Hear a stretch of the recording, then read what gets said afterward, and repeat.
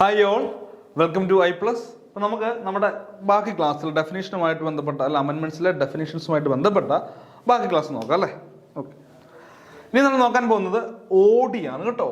Audi ഇതും already ഉണ്ടായിരുന്നു അല്ലേ. ഓഡി ഓൾറെഡി ഉണ്ടായിരുന്നു പറഞ്ഞ പോലെ ഇതും ഓൾറെഡി പറയുന്നതാണ്. ഇത് സബ്സ്റ്റിറ്റ്യൂഷൻ ആണ്. നിലവിൽ ഓൾറെഡി പറഞ്ഞിട്ടുണ്ട്. എന്താണ് പ്രൈമറി കോപ്പറേറ്റീവ് സൊസൈറ്റി എന്ന് വെച്ചാൽ പ്രാഥമിക സഹകരണ സംഘം. നേരത്തെ പഠിച്ച പ്രൈമറി ക്രെഡിറ്റ് സംഘം, അതായത് പ്രാഥമിക വായ്പാ സംഘം. ഇത് പ്രൈമറി കോപ്പറേറ്റീവ് സൊസൈറ്റിയാണ്. എന്ന് വെച്ചാൽ എന്താണ് പ്രൈമറി കോപ്പറേറ്റീവ് പറഞ്ഞാൽ പ്രാഥമിക സഹകരണ സംഘമാണ്. പറയുന്നുണ്ട് മീൻസ് എ സൊസൈറ്റി, ഇത് ഒരു സംഘമാണ് അല്ലെ. Means A society having jurisdiction over any specified area in one revenue district or more than one district. അതായത് ഒരു റവന്യൂ ഡിസ്ട്രിക്റ്റിലോ അല്ലെങ്കിൽ ഒന്നിൽ കൂടുതൽ ഡിസ്ട്രിക്റ്റിലോ ഒരു പ്രത്യേക ഏരിയയിൽ അല്ലേ എനിക്ക് A society having jurisdiction over any specified area, ഒരു സ്പെസിഫൈഡ് ഏരിയയിൽ പ്രവർത്തന പരിധി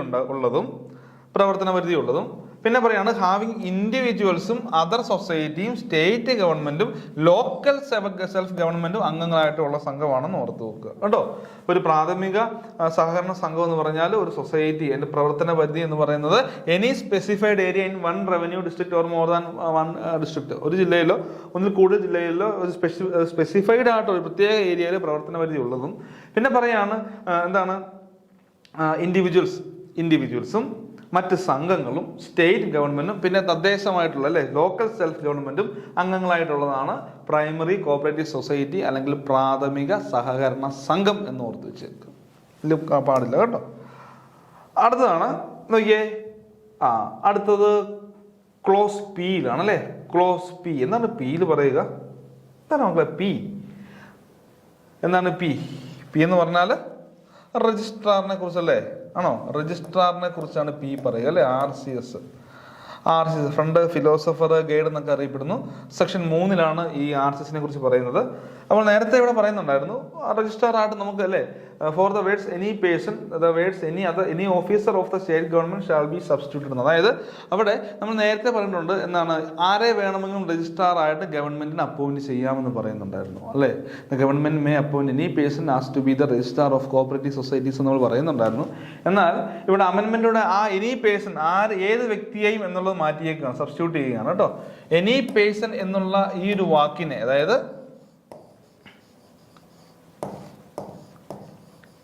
എനി പേഴ്സൺ എന്നുള്ള ഈ ഒരു വാക്കിനെ സബ്സ്റ്റിറ്റ്യൂട്ട് ചെയ്തുകൊണ്ട് എന്ത് വരികയാണ്? Any other officer of the state government, any other officer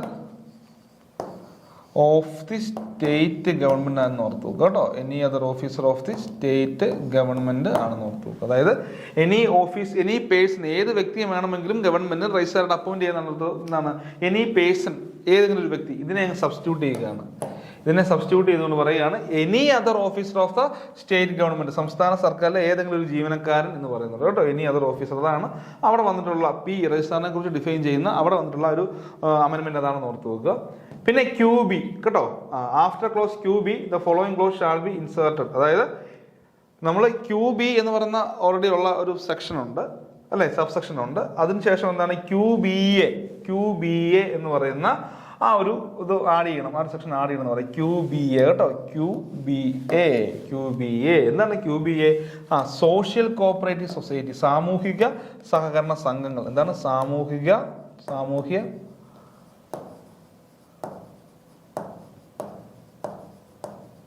സഹകരണ സംഘങ്ങൾ എന്ന് പറയുന്നത്. സാമൂഹിക സഹകരണ സംഘങ്ങൾ. എന്താണ് സാമൂഹിക സഹകരണ സംഘം? പുതിയതായിട്ട് ആഡ് ചെയ്ത് വന്നതാണ് കേട്ടോ. പറയുന്നുണ്ട് means primary cooperative societies formed for the welfare of social classes like differently abled person, aged persons, transgenders, depressed persons or mentally challenged persons. അതായത് സാമൂഹിക സഹകരണ സംഘങ്ങൾ എന്നാണ് സോഷ്യൽ കോപ്പറേറ്റീവ് സംഘങ്ങൾ എന്ന് പറയാം, സൊസൈറ്റീസ് എന്ന് പറയാം. എന്തിനു വേണ്ടി രൂപീകരിച്ചു? അത് അതിനെ ഓർക്കണം. ഇതൊരു പ്രൈമറി കോപ്പറേറ്റീവ് സൊസൈറ്റി ആണ് കേട്ടോ. സോഷ്യൽ വെൽഫെയർ കോപ്പറേറ്റീവ് സൊസൈറ്റി എന്ന് പറഞ്ഞാൽ അതൊരു പ്രൈമറി കോപ്പറേറ്റീവ് സൊസൈറ്റിയാണ്. എന്നാൽ നമുക്കൊരു പ്രൈമറി സഹകരണ സംഘമാണെന്ന് ഓർത്തു. ഒരു പ്രൈമറി സഹകരണ സംഘമാണ്. എന്തിനു വേണ്ടിയാണ് രൂപീകരിച്ചിരിക്കുന്നത്? Formed for the welfare of social classes, അല്ലേ? ആ ഒരു സോഷ്യൽ ക്ലാസിന്റെ അല്ലെങ്കിൽ ഒരു പ്രത്യേക എന്താ പറയുക, ഒരു ക്ലാസിഫൈ ചെയ്തിട്ടുള്ള ഒരു സോഷ്യൽ ക്ലാസിന്റെ ഉന്നമനത്തിന് വേണ്ടിയാണ്. അവിടെ അതിൽ ആരൊക്കെ ഉൾപ്പെടുന്നുണ്ട്? ലൈക്ക് ഡിഫറൻ്റ്ലി ഏബിൾഡ് പേഴ്സൺ, അല്ലേ? ഡിഫറൻ്റ്ലി ഏബിൾഡ് പേഴ്സൺസ്, പിന്നെ പ്രായമായ വ്യക്തികൾ, അല്ലെങ്കിൽ ട്രാൻസ്ജെൻഡേഴ്സ്, അല്ലെങ്കിൽ എന്താണ് ഡിപ്രസ്ഡ്, അല്ലേ? ഡിപ്രസ്ഡ് ആയിട്ടുള്ള ആൾക്കാർ, പിന്നെ മാനസികമായിട്ട് മെന്റലി ചലഞ്ചഡ് പേഴ്സൺസ്. ഇപ്പം ഇങ്ങനെയുള്ള ആൾക്കാരുടെ ഉന്നമനത്തിന് വേണ്ടി രൂപീകരിക്കുന്ന സംഘങ്ങളെ നമുക്ക് സോഷ്യൽ കോപ്പറേറ്റീവ് സംഘങ്ങൾ എന്ന് പറയാം. 2QBAയിലാണ് അതിനെക്കുറിച്ച് പറയുന്നത്. എവിടെയാണ്? QBAയിലാണ് പറയുക. സോഷ്യൽ കോപ്പറേറ്റീവ് സൊസൈറ്റി എന്ന് പറഞ്ഞാൽ പ്രൈമറി സംഘങ്ങളാണ്. എന്തിനു വേണ്ടിയാണ്? Formed for the welfare of social classes like differently abled person, aged person, transgenders, depressed persons or mentally challenged persons. അപ്പോൾ അങ്ങനെയുള്ള ആൾക്കാരുടെ ഒരു ഉന്നമനത്തിന് വേണ്ടി നമ്മൾ രൂപീകരിക്കാൻ പോകുന്ന സംഘങ്ങളെ നമുക്ക് സോഷ്യൽ കോപ്പറേറ്റീവ് സൊസൈറ്റി എന്ന് പറയാം കേട്ടോ. അതൊന്ന് ഓർത്ത് വെച്ചേക്കുക, പുതിയതായിട്ട് ഒന്നാണ്. ഓക്കെ, ഇനി എന്താണ് പറയുക? അടുത്തതാണ് RA, അല്ലേ? RA വളരെ പ്രധാനപ്പെട്ടതാണ്, അല്ലേ? RA അതാണ് മക്കളെ RA എന്ന് പറയുന്നത്. RA എന്ന് പറഞ്ഞാൽ എന്താണ്? State cooperative agriculture rural development bank എന്നാണ് നമ്മൾ നേരത്തെ RAയിൽ പഠിച്ചുകൊണ്ടിരുന്നത്, അല്ലേ? State cooperative agricultural rural development bank, SCARD എന്ന് പറയും. എസ്കാർഡ് ബാങ്ക് എന്ന് പറയും, അല്ലേ?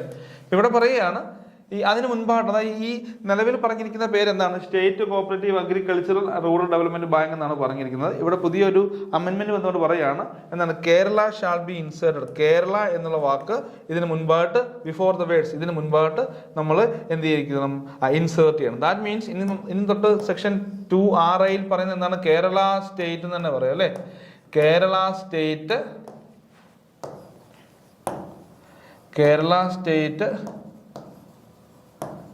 Cooperative agricultural and rural development, SCARD bank തന്നെ പറയും. നമുക്കറിയാം ഈ ലോങ് ടൈം ലോൺ കൊടുക്കുന്ന, കേരളത്തിലെ ലോങ് ടൈം ലോൺ കൊടുക്കുന്ന അപ്പെക്സ് സംഘമാണ് എന്ന് പറയുക. ലോങ് ടൈം ലോൺ കൊടുക്കുന്ന, ദീർഘകാലാടിസ്ഥാനത്തിൽ ലോൺ കൊടുക്കുന്ന സംഘങ്ങളെ നമ്മൾ 2 ടൈറിൽ തരംതിരിച്ചിട്ടുണ്ട്, പി കാർഡും KS കാർഡും. അല്ലെ? അപ്പെക്സ് സംഘമാണ് KS കാർഡ് എന്ന് പറയുക. Kerala state cooperative agriculture and rural development bank എന്ന് പറയും.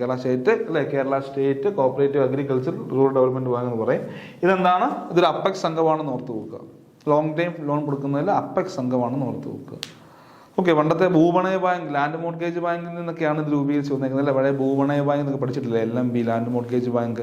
അതിൽ നിന്ന് ഉരുത്തിരിഞ്ഞ് വന്നേക്കുന്നതാണെന്ന് ഓർത്ത് വെക്കുക കേട്ടോ. ഓക്കെ, അന്ന് ഓർത്ത് വെച്ചേക്കുക.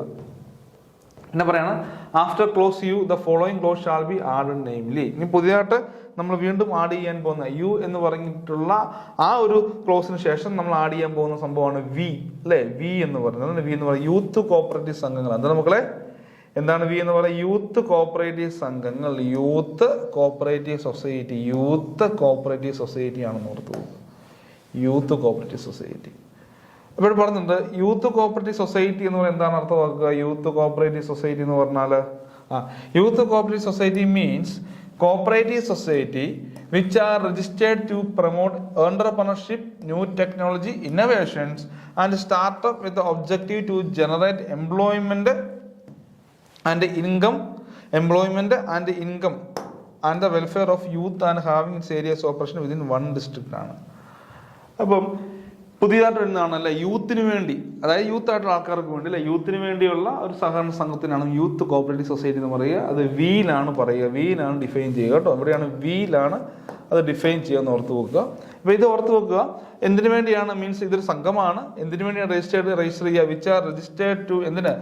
പ്രൊമോട്ട് എന്റർപ്രണർഷിപ്പ്, അല്ലെ? എന്റർപ്രണർഷിപ്പ് പ്രൊമോട്ട് ചെയ്യാൻ, പിന്നെ പുതിയ ടെക്നോളജീസിന്റെ കാര്യങ്ങൾ പ്രൊമോട്ട് ചെയ്യാൻ, പുതിയ ഇന്നോവേഷൻസ്, സ്റ്റാർട്ടപ്പ് തുടങ്ങിയ കാര്യങ്ങളൊക്കെ പ്രൊമോട്ട് ചെയ്യാൻ വേണ്ടി. കാരണം അവിടെ എന്ത് ജനറേറ്റ് ചെയ്യണം? എംപ്ലോയ്മെന്റ്, അതായത് തൊഴിൽ, അല്ലേ? തൊഴിൽ ഉണ്ടായിരിക്കണം, ഒരുപാട് പേർക്ക് തൊഴിൽ ലഭിക്കണം, അല്ലേ? ഇപ്പോൾ ഒരു എംപ്ലോയ്മെന്റ് ജനറേറ്റ് ചെയ്യാൻ വേണ്ടിയാണ്. അതുപോലെ തന്നെ എംപ്ലോയ്മെന്റ് ജനറേറ്റ് ചെയ്യാനും, പിന്നെ and income and the welfare of youth and having areas operation, യൂത്തിന് ആവശ്യമായിട്ടുള്ള അവർക്ക് എംപ്ലോയ്മെന്റും ഇൻകം ഒക്കെ സെറ്റ് ചെയ്യാൻ വേണ്ടി, അല്ലേ? എംപ്ലോയ്മെന്റും ഇൻകം ഒക്കെ കിട്ടാൻ വേണ്ടിയാണെന്ന് ഓർത്ത് വെക്കുക.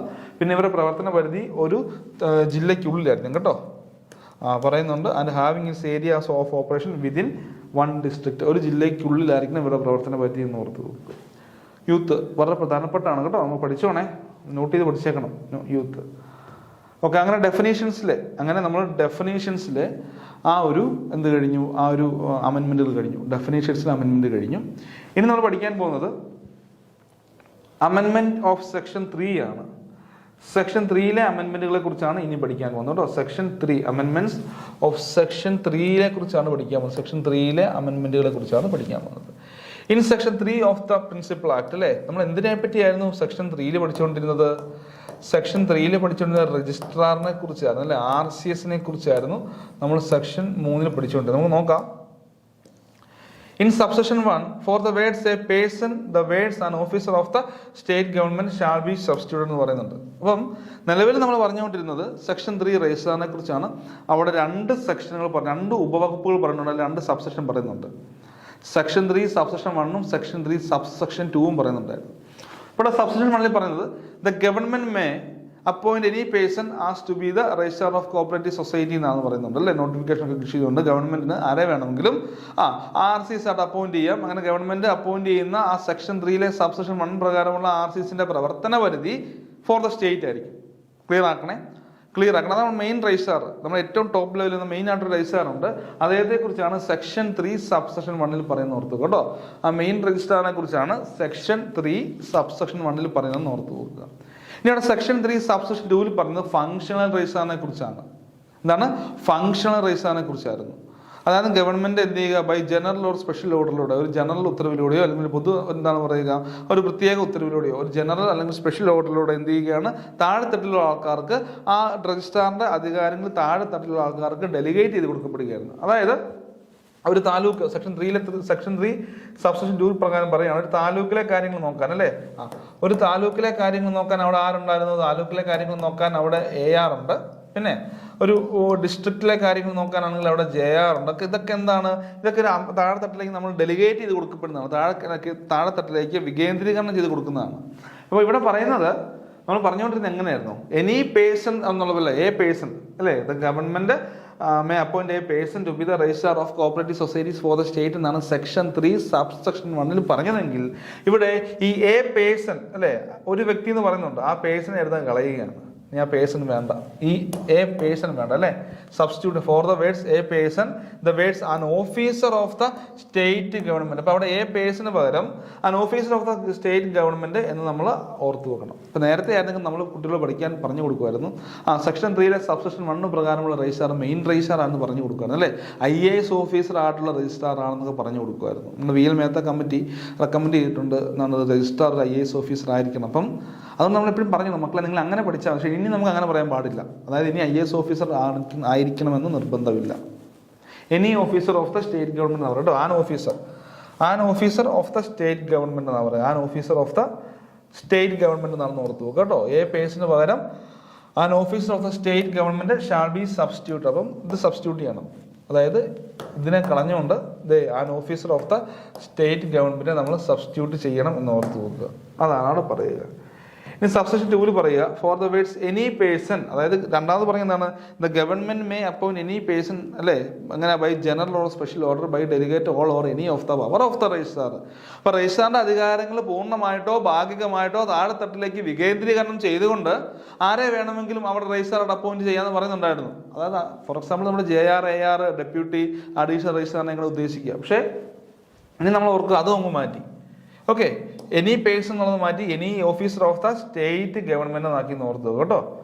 Any officer of the state government എന്നാണെന്ന് ഓർത്തു. Any officer of the state government. നേരത്തെ പറഞ്ഞത് എനി പേഴ്സൺ എന്നാണെങ്കിൽ അതിനെ അങ്ങ് വെട്ടിക്കളഞ്ഞിട്ട് പറയുകയാണ് any officer of the state government എന്നാക്കി എന്ന് ഓർത്ത് വെച്ചാൽ മതി. ഓക്കെ അല്ലേ, ക്ലിയർ അല്ലേ? അപ്പോൾ ആ കാര്യങ്ങൾ നമ്മൾ പഠിച്ചു അല്ലേ, അതും പഠിച്ചു ഇതും പഠിച്ചു. ഇനി അടുത്ത സെക്ഷൻ 7ലെ കാര്യങ്ങൾ. സെക്ഷൻ 7ലുള്ള കാര്യങ്ങളാണ് കേട്ടോ. സെക്ഷൻ വളരെ പ്രധാനപ്പെട്ടാണ്. സെക്ഷൻ 7 എന്താണ് മക്കളെ? എന്താണ് സെക്ഷൻ 7 എന്ന് പറയുന്നത്?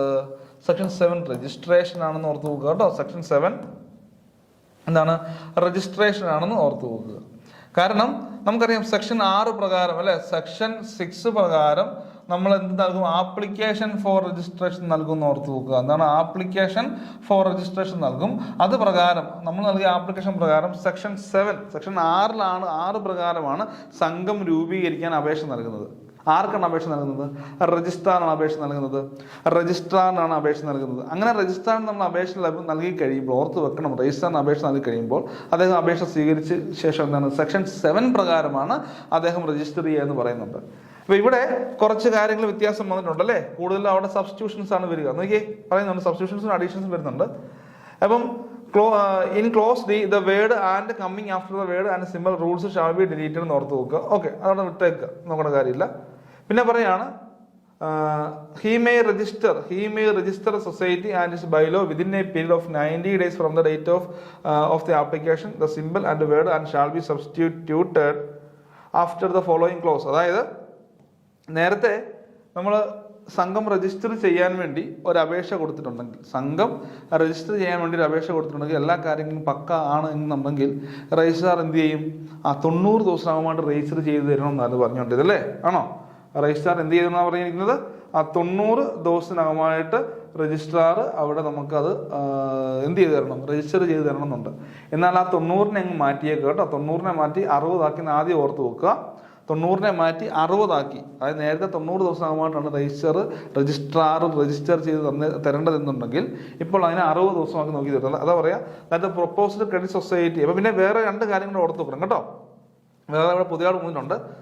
ഒരു ക്രെഡിറ്റ് സംഘമാണ് നമ്മൾ രൂപീകരിക്കാൻ വേണ്ടി അപേക്ഷ നൽകുന്നതെങ്കിൽ ഓർത്ത് നോക്കുക, ഒരു ക്രെഡിറ്റ് സംഘം രൂപീകരിക്കാനാണ് അപേക്ഷ സമർപ്പിക്കുന്നതെങ്കിൽ നോക്കിയാൽ ദാറ്റ് പ്രപ്പോസ്ഡ് ക്രെഡിറ്റ് സൊസൈറ്റി, ഒരു ക്രെഡിറ്റ് സംഘമാണ് നമ്മൾ രൂപീകരിക്കാൻ അപേക്ഷ സമർപ്പിക്കുന്നുണ്ടെങ്കിൽ അവിടെ വളരെ വിശദമായിട്ട് പറയുന്നുണ്ട് ഈ ക്രെഡിറ്റ് സംഘം എത്ര രൂപ ക്യാപിറ്റലായിട്ട് കളക്ട് ചെയ്യണം. That proposed credit society have collected 2,50,000 rupees and a non-credit cooperative society have collected 1 lakh rupees as minimum share capital ആയിട്ട് എന്ത് ചെയ്തിരിക്കണം? കളക്ട് ചെയ്തിരിക്കണം. നേരത്തെ ഈ എമൗണ്ട് പറയുന്നില്ല അതുകൊണ്ടായിരുന്നു. നേരത്തെ എമൗണ്ട് പറയുന്നുണ്ടായിരുന്നു ഇല്ല. ഇപ്പൊ പുതിയതായിട്ട് പറയുകയാണ്, ഒരു ക്രെഡിറ്റ് സംഘമാണ് രൂപീകരിക്കുന്നതെങ്കിൽ, ഒരു ക്രെഡിറ്റ് സംഘം ആണ് പോകുന്നതെങ്കിൽ, അല്ലെങ്കിൽ ഒരു ക്രെഡിറ്റ് സംഘം രൂപീകരിക്കാൻ വേണ്ടിയാണ് നമ്മൾ രജിസ്ട്രാറിന് മുൻപാകെ അപേക്ഷ സമർപ്പിച്ചിട്ടുണ്ടെങ്കിൽ അവരോട് പറയുകയാണ് ക്രെഡിറ്റ് സംഘമാണെങ്കിൽ അവരെത്രയാണ്? 2,50,000 രൂപയെങ്കിലും അല്ലേ, മിനിമം 2,50,000 രൂപയെങ്കിലും ഷെയർ ക്യാപിറ്റൽ കളക്ട് ചെയ്യണം. ഇനി നോൺ ക്രെഡിറ്റ് സംഘങ്ങളാണെങ്കിൽ എത്രയാണ്? 1,00,000 രൂപയെങ്കിലും എന്താണ് മിനിമം ഷെയർ ക്യാപിറ്റൽ കളക്ട് ചെയ്യണം എന്ന് ഓർത്ത് പോകുക. ക്ലിയർ അല്ലേ? ഓക്കെ അല്ലേ? ക്രെഡിറ്റ് സംഘമാണെങ്കിൽ 2,50,000 രൂപയും നോൺ ക്രെഡിറ്റ് സംഘമാണെങ്കിൽ 1,00,000 രൂപയെങ്കിലും അവർ മിനിമം ഷെയർ ക്യാപിറ്റൽ കളക്ട് ചെയ്തിരിക്കണം. വളരെ പ്രധാനപ്പെട്ടാണ്. അപ്പം ഇങ്ങനെയുള്ള കാര്യങ്ങൾ ഇപ്പം നേരത്തെ പറഞ്ഞതിൻ്റെ കൂടെ ഈ ഒരു കണ്ടീഷനും കൂടെ വന്നിരിക്കുകയാണ്, ആഡ് ചെയ്തേക്കാണ് കേട്ടോ. ഓക്കെ, ഓർത്ത് നോക്കുക കേട്ടോ.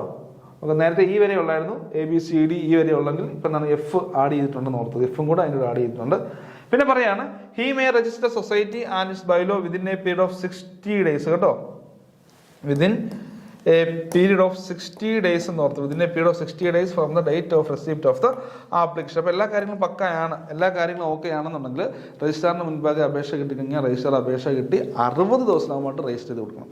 നേരത്തെ പഠിച്ചത് 90 ദിവസമാണ്, ഇപ്പോൾ അതിനെ 60 ആക്കി ചുരുക്കിയിട്ടുണ്ട് കേട്ടോ. അതാ പറയുക he may register the society and its bylaw within a period of 60 days from the date of receipt of the application. അപേക്ഷ ലഭിച്ച് 60 ദിവസമായിട്ട് ചെയ്തിരിക്കണം എന്ന് ഓർത്ത് നോക്കുക.